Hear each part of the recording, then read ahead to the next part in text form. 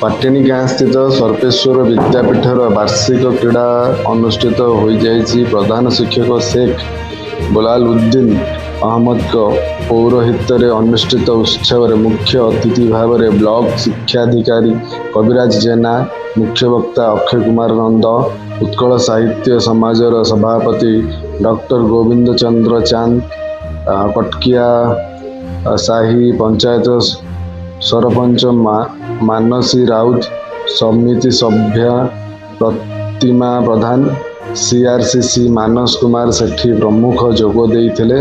प्रधान शिक्षक स्वागत भाषण देइथिले। शिक्षयित्री विजयनी साहू विवरणी पाठ करथिले। हिमांशु बाला राजगुरु मंच परिचालना करथिले। स्वर्णलता चौधरी धन्यवाद देइथिले।